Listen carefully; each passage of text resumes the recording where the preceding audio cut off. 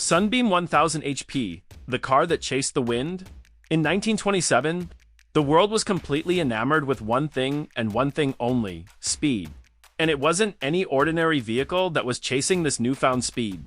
It was the mighty Sunbeam 1000 HP car that seemingly defied the laws of physics.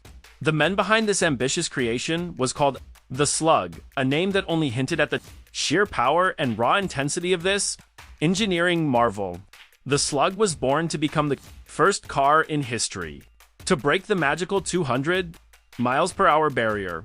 Tucked in between two powerful Sunbeam Metabili V12 aircraft engines was a combined 900 horsepower, a testament to the dawn of a new era of engineering wizardry.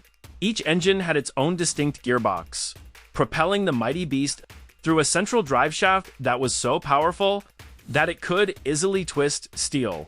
When the Sunbeam roared to life, the earth seemed to give way beneath its tires as the ground shook and twisted. Steam erupted from the exhaust. Helmets were no mere accessory. They held the lives of the mechanics in their protective glove. At the wheel sat the brave Major Henry Sa, a war veteran with nerves of steel. On March 29, 1927, at the renowned Daytona Beach Speedway, he unleashed the Slug. The magnitude of the sound was mind-boggling. A deafening metallic scream that sent the car speeding down the sand at a staggering 203 miles per hour. For the first time in human history, a car had successfully broken the 200 mph barrier. Of course, there were no roll cages or seatbelts. All the car had was bravery, sand, and chasing a seemingly insurmountable dream.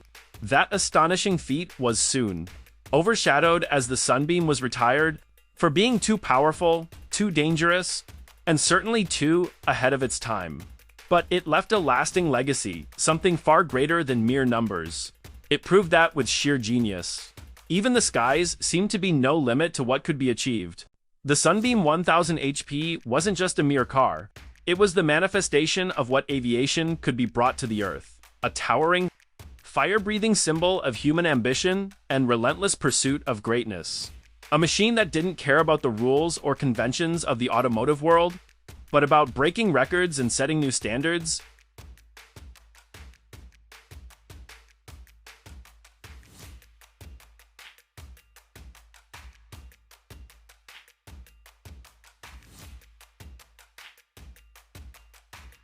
Napier Bentley, the gentleman monster. Some machines are loud, some are fast. And then there's the Napier Bentley, a fire-breathing monument to madness, engineering, and pure British audacity. It looks like something built in a shed by a man who decided physics was optional. Long, raw, and completely unfiltered, it's not just a car. It's a statement. At its heart beats a 24-liter W12 Napier Sea Lion engine, an aircraft engine from a World War I patrol boat. 12 cylinders, 550 horsepower. Enough torque to twist mountains. When it fires, it doesn't purr, it detonates. Each cylinder ignites like a cannon blast, and the air around it ripples with mechanical fury. This creation came from the mind of Chris Williams, an engineer who believed cars should make the ground shake and the audience laugh in disbelief. He built it in the 1970s as a homage to the early aero engine specials, a mad aero-in. Mechanics jammed airplane engines into racing chassis? Because why not? The Napier Bentley is built on a 1929 Bentley chassis, reinforced, stretched, and reshaped to hold an engine that weighs more than some entire cars. The transmission, heavy-duty, chain-driven, and louder than a thunderstorm. The tires, thick enough to leave trenches in the tarmac. When Chris Williams starts it up, crowds don't just watch, they brace themselves. Flames burst from the exhaust pipes. The air fills with smoke and heat, and the roar of 12 explosions per second echoes like a war movie. It's not just performance, it's performance art. But behind the spectacle lies craftsmanship. Every gauge, every lever, every weld was done by hand. The Napier Bentley may look unhinged, but it's built with respect for history. For the days when courage mattered more than caution, it doesn't race for trophies. It races for emotion. It's a reminder of a time when engineers were dreamers, and danger was just another word for excitement. Today, when it storms down a hill-climb course, trailing fire and laughter, it reminds us of something simple yet profound. Speed is thrilling. Noise is glorious. But soul is unforgettable. And that's what the Napier Bentley has in abundance.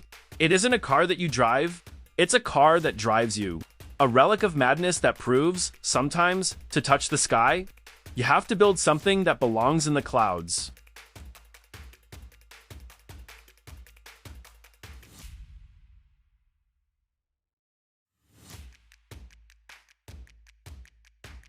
Brutus, the 46-liter firestorm on wheels. Some cars roar, some scream. But Brutus shakes the earth. It's not a name, it's a warning. Born in post-war Germany, forged from aviation and insanity, Brutus is the unholy fusion of a BMW chassis and a 46-liter V12 aircraft engine ripped straight out of a World War I bomber. Yes, 46 liters. That's the size of 23 modern car engines, stuffed into one monstrous machine. That barely fits the idea of car at all. When it fires up, there's no idle. No calm, just thunder. Flames leap from the exhausts. The whole chassis trembles. And the driver sits behind that massive crankshaft like a man staring down a dragon. Every revolution sounds like a war drum. Every rev threatens to tear the world in half. Brutus wasn't built for comfort or sanity. It was built as an experiment. A living museum of mechanical excess. Created by the Auto and Technik Museum, Sinsheim in Germany. They took a 1907 BMW racing frame, then installed the V12 from a WW Zeppelin bomber to 12.7 liters per bank, turning over 500 horsepower and nearly 3,000 newton-meters of torque. It runs on aviation fuel. It spits fire. It drinks more gasoline in a minute than most cars use in an hour. And yet, when it's unleashed on track, it moves with terrifying grace, this impossible blend of chaos and control. Driving Brutus isn't like driving a car. It's like wrestling a beast that wants to go back to the sky. Its brakes barely exist. Its tires scream for mercy. And yet, in the hands of a brave soul, it becomes poetry in motion, raw. Mechanical poetry written in smoke and flame. There are no electronics, no safety nets, no mercy. When Brutus runs, it's man against machine, a duel fought in thunder and gasoline. Even the idle speed is a growl at 800 RPM. Each cylinder, a small explosion of history and madness. The crowd doesn't just watch, they feel it. You can sense every piston through your chest, every vibration through your bones. It's not just noise, it's an experience. A reminder of a time when machines were powerful enough to be feared. And yet, beneath all the smoke and danger, there's beauty. A raw, terrifying kind of beauty. The beauty of pure engineering, untouched by rules or reason. Brutus is proof that sometimes, humanity's most astonishing creations aren't the ones built to last, but the ones built to shock the world. Because this isn't just an engine on wheels. It's a piece of living history. A roaring, fire-spitting ghost from the skies, reborn to remind us of what power truly means. This is Brutus. Rolls-Royce the Beast, the king of all aero-engined cars. Some legends whisper their stories, but the Beast doesn't whisper. It roars with the voice of a 27-liter Rolls-Royce Merlin V12, the same engine that powered the legendary Spitfire fighter plane in World War II. Yes, this car shares its heart with an aircraft that once ruled the skies. And now, it rules the road. Built by the brilliant and eccentric John Dodd in the early 1970s, the Beast began life as a humble Rolls-Royce chassis, until Dodd decided that ordinary just wouldn't do, so he dropped in an engine meant to fight wars, not traffic. The result? The loudest, most outrageous, most powerful road-legal car the world had ever seen. When you turn the key, the whole world seems to pause as 12 cylinders of Merlin fury come alive. The sound isn't an exhaust note, it's a battle cry. A metallic thunder that makes your heart pound and your eyes water. You don't hear the Beast.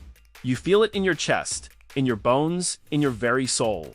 Underneath, it's pure madness, hand-built transmission, reinforced frame, and wheels barely capable of handling the hurricane of torque this monster produces. The engine alone weighs nearly a ton. Yet, somehow Dodd tamed it just enough to be road legal. And on a straight, it could reportedly hit over 200 miles per hour. Decades before hypercars even existed, But the Beast wasn't just a machine, it was a show. Dodd would drive it through British towns. Flames bursting from the side, exhausts. The ground shaking beneath it. It was part performance, part protest, part legend in motion. And then came the scandal. Rolls-Royce sued Dodd for using their grille and badge on a car they called an embarrassment. So he simply replaced it with his own nameplate. Dodd, because when you build a car that scares Rolls, you've earned the right to name it after yourself. The Beast became a symbol of raw mechanical defiance.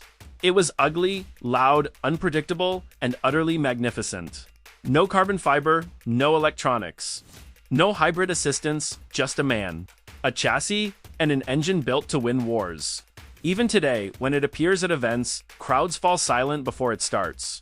And when it does, there's this collective moment, part fear, part worship. You realize you're not watching a car. You're witnessing a myth breathe fire. It's not refined like a Bentley, nor elegant like a Mercedes. But it has something far greater, soul. The kind of soul that only comes from sheer, unapologetic power. The Beast is the ultimate tribute to an era when engineers were dreamers. When danger was part of the thrill, and when cars weren't afraid to terrify you. Because, in the end, the Beast isn't just a Rolls-Royce with wings removed. It's a reminder that the wildest ideas are often the ones that make history. This is the Beast, a 27-liter legend that turned the road into a runway. Packard Bentley Special, the engine that ate the car. If insanity had a sound, it would be the voice of the Packard Bentley Special. They call it Mavis. And when Mavis speaks, the world listens mostly because it can't hear anything else. Imagine this, a massive 1,500 horsepower V12 ripped from a 1930s Packard PT boat. An engine built to power fighter planes and warships now shoehorned into the long, elegant frame of a 1930 Bentley. That's not a car. That's mechanical heresy. Built by British engineer Chris Williams, yes. The same genius behind the Napier Bentley, the Packard Special, was his encore. If the Napier was mad, this one was deranged. A 42-liter aircraft engine, supercharged, fed by 12 gleaming exhaust stacks that rise like organ pipes from the bonnet. Each one capable of belching blue flame. When it starts, the ground trembles. When it revs, the air itself vibrates. It doesn't just run, it erupts. Spectators don't clap when it fires up. They flinch. The first time it appeared at the Goodwood Festival of Speed, people thought it was a joke. Then Chris hit the throttle, and laughter turned to awe. The Packard scream is not a noise you hear, it's something you survive. A 42-liter punch of pure fury, roaring through open exhausts that spit flames taller than a man. The car itself is a work of brutal art, a fusion of Bentley's 1930s craftsmanship and the brutal simplicity of wartime machinery. Polished rivets, exposed linkages, twin radiators, trying desperately to cool an engine that was never meant for roads. And yet, it moves. It doesn't glide or hum. It charges like a battleship set free from gravity. Every gear change is a physical event. Every corner is a battle. Every second, the driver wrestles a monster that could shred its tires or its gearbox at any moment. But that's the point. Cars like the Packard Bentley Special aren't built for comfort, or competition, or even logic. They're built for passion, for the joy of creating something so wild it feels alive. When Mavis thunders up a hill-climb course, trailing smoke and history, she becomes something greater than metal. She's an echo of a time when invention had no limits. When men built with heart instead of computers. This isn't nostalgia, it's defiance. The Packard Bentley Special is proof that engineering isn't just science, it's storytelling.